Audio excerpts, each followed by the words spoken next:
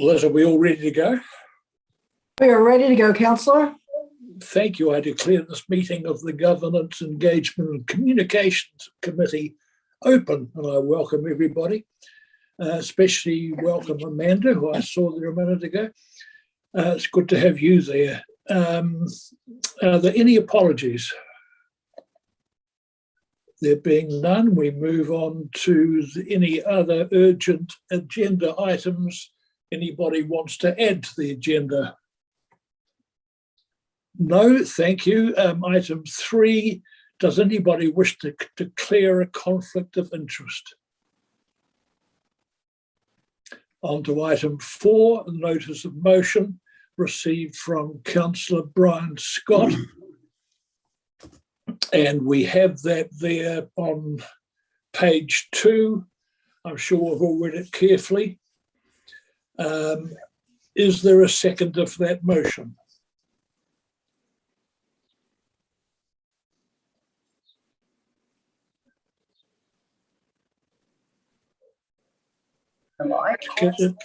It's seconded by Councillor Robertson. Thank you, Gretchen. It's open for discussion. Councillor Scott, do you wish to talk to your motion? Yes. Thank you, Councillor Deakin. Thank you. I wish to make, the motions there in black and white. I just want to make 2 simple points. The first one is that any role, by definition, needs to have an expectation about its delivery. That is the job description. This will assist a person fulfill the role and others to see that the role has been done. Okay.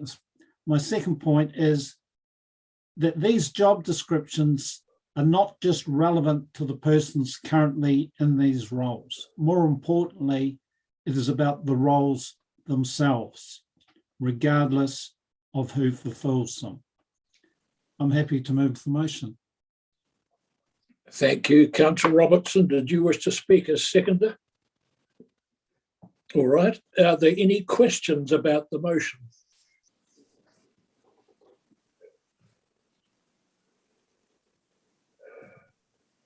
Apparently not. We can go straight on to discussion of the motion and debate its pros and cons. Do I have any speakers?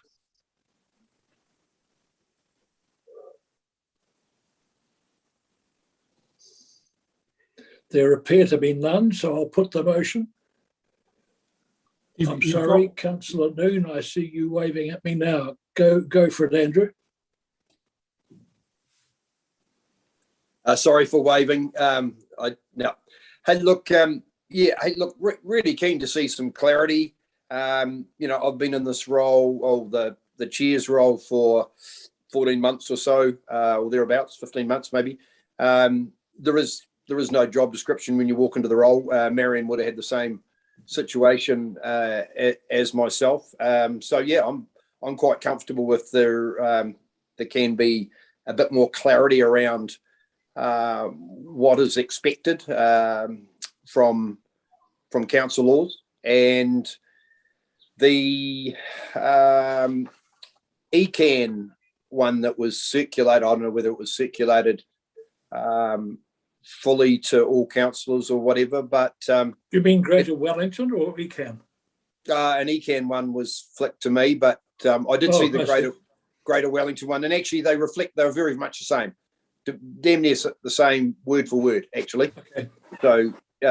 So look, I'm comfortable if we land in a place that means that we operate in a more effective, efficient manner, and we communicate better, etc. We fulfill expectations from others. All of that, very, very comfortable. Look forward to what Amanda brings back. Thanks, Andrew. Michael, I saw your hand briefly. Did you want to speak? I just think it's a great idea. and I'll fully support it. Thank you. Any other discussion? Councillor Wilson. I just want this to be taken by anyone as any criticism. It's just about ensuring that people knew and understood their roles. I just would like some clarification of what the process is after this motion is put, who writes them, and when we get back to adopting them, I presume.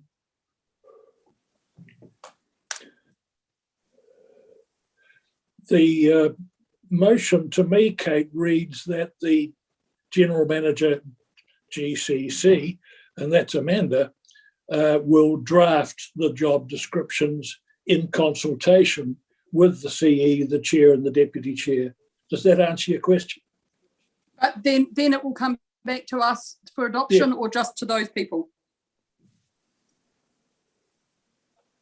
No, they are then presented to the Governance, Communications and Engagement Committee for consideration. That's what. That's good. That's what I thought. I just wanted to check that was the procedure. Thank you. Okay, that's good. Does anybody else wish to speak? I don't see any hands up. I'll therefore put the motion. All those in favour say aye, or raise a hand, or both. Aye. Aye. Thank you. That's obviously carried. I can see that. Are there any votes against? There being none, I therefore declare that the motion is carried unanimously. And thank you to Brian Scott for initiating that. Thank you. Thank you. And thank you for the goodwill. Okay, well done, Brian. There being no further business, I declare the meeting closed.